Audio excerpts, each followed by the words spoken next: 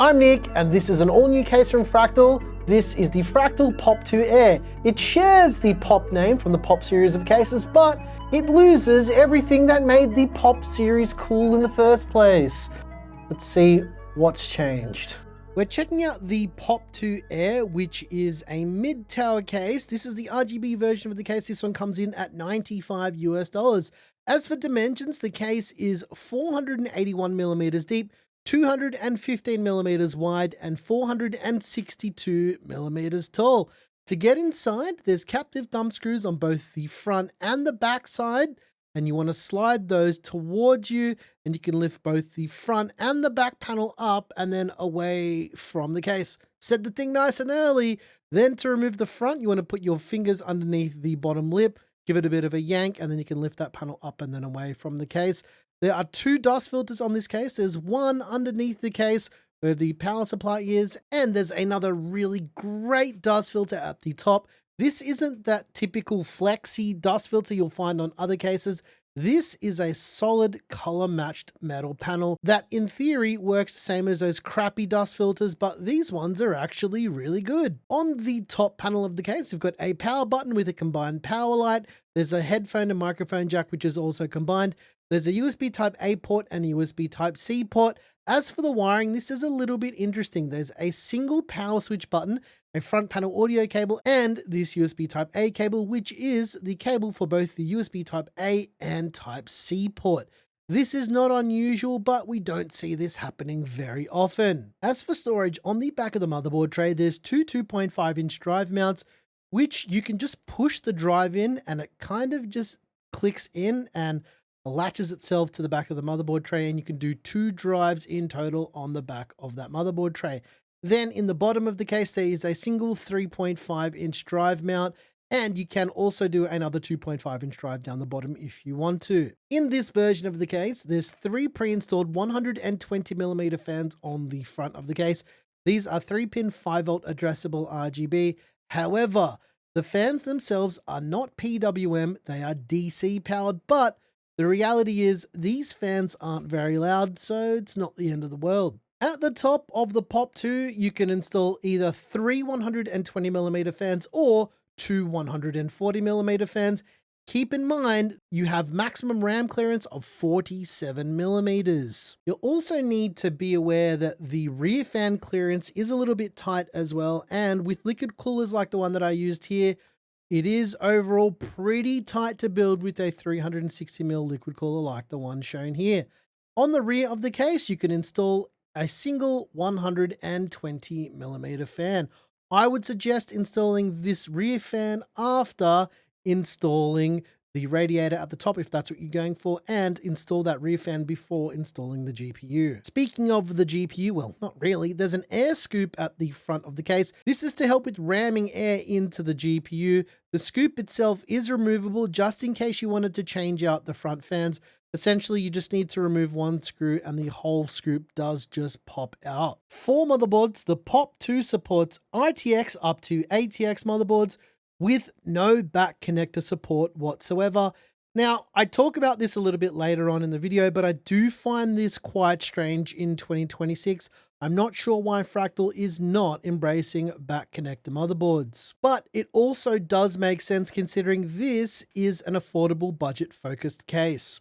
For power supply support, you've got a maximum supported length of 180mm. Keep in mind, if you're using anything larger, you can remove the front drive sleds, but anything over 180mm is very unusual as it is. To install a GPU, you need to remove this plastic cover, which is hiding the screws. I thought this was worth mentioning because this can confuse some people. If you're wanting to vertically mount your GPU, it is also possible all of these brackets can be removed, and you can use any vertical GPU bracket or a riser cable of your choosing. As for the GPU support itself, the Pop 2 supports GPUs with a maximum length of up to 416mm, with cards being up to 175mm wide, including the power cable. With cable management on the Pop 2, you can see that cable management is perfectly adequate. There's more than enough tie downs for everything, but as usual with these kind of reviews, guys, I don't really cable manage anything too well. And you can see that I just, yeah, just whacked everything back there and it was good to go. And I spent about maybe 1 or 2 minutes getting everything plugged in. All right, let's put all the other panels back on and take a little bit of a look at the case in a different light, if you know what I mean.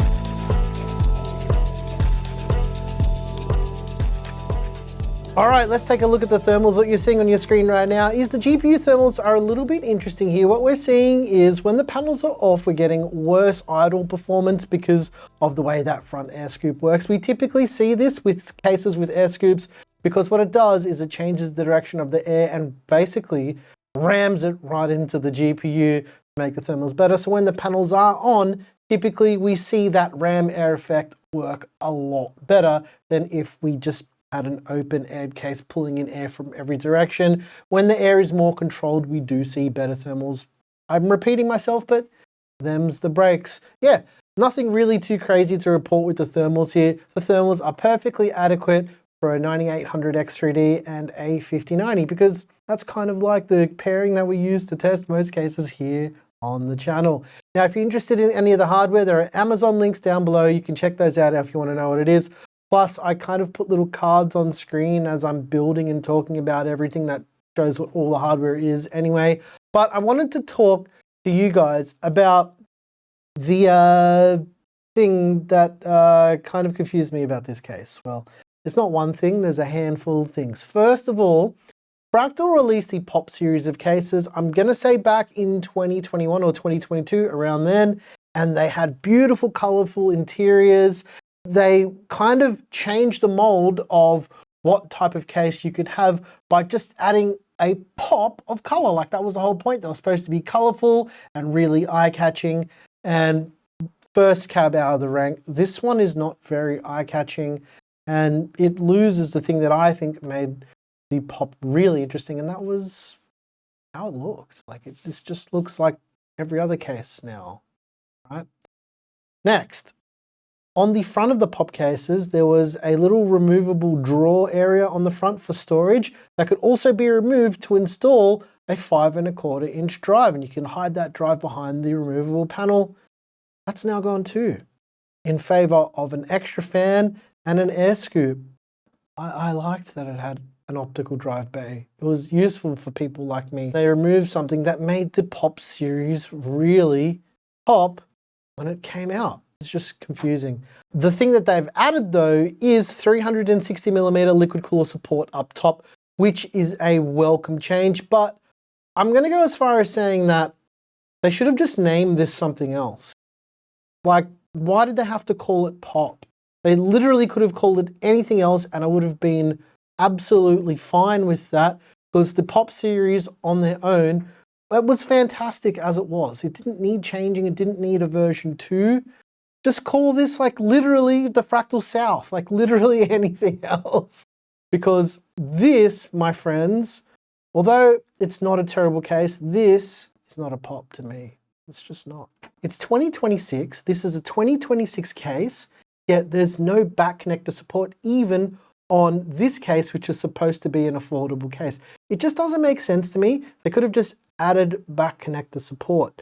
I don't know why Fractal is so resistant to back connectors in their cases. They have one version of the Fractal North, which is specifically designed for back connectors, and it's a North XL, and that's the only one. Here's where Fractal got the Pop to air right. And this is something that I wasn't expecting, and this is a massive positive for this case, and something that a lot of people are gonna overlook. Yeah, I'm G'ing it up, but my friends, it's the top dust filter, right? Look at this. This is such a simple solution. This is like those magnetic dust filters that I hate, except this is solid metal. right? Doesn't fold, it doesn't bend, I can't pinch it, it doesn't pick up my fingerprints, at least not on the white version of the case. This is the solution for those shitty dust filters that I see on these cases all the time. Look at this filter. This is one of those really crappy ones, right? This is the new Fractal one, and these are exactly the same size. So it's not even like a matter of whether or not they can do it. They can do it because this is proof that it's exactly the same size. I can put this one on here and make everybody mad. It fits perfectly. I hate it. Much better. There is one last consideration when it comes to the Pop 2 Air, and that is with your liquid cooler at the top of the case. Now, it is a very, very tight fit. You'll see that the fit for this hardware in particular is very tight. That's mainly to do with the end tanks on this cooler being a little bit larger than the fans themselves. So you really have to keep that in mind when you're picking a liquid cooler for this case. It is very, very tight up there, but the order to build in is to do the liquid cooler first and then the rear fan, and you should be good to go. These Leon Lee fans have the little connector thing because they're the uni fans, and that pushes the back fan down a little. You can rotate it and run the cable the other way, but just keep that in mind if you're looking at doing a setup like this. But other than that, I really don't have anything bad to say about this case other than the things that I mentioned. The build quality of this case is fantastic. The paint finish is fantastic. This is classic Fractal, very, very, very, very well executed. And the most surprising thing that you're probably going to find is the price. Now, with 3 included addressable RGB fans and that little RGB controller in the case, you're looking at $95 US for the RGB version of this case. Remember, 3 included fans and Fractal's excellent build quality with that nice new air filter up top too. Let us know what you think about the Fractal Pop 2 Air, and let me know if you agree with this not really being a pop. I know there's going to be a bunch of people who are going to be a little bit mad at the fact that they removed the 5 1/4 inch drive base, because I was a little bit mad, but yeah, this isn't a pop. It's only a pop in name. It's not a pop in execution, but it's not a terrible case.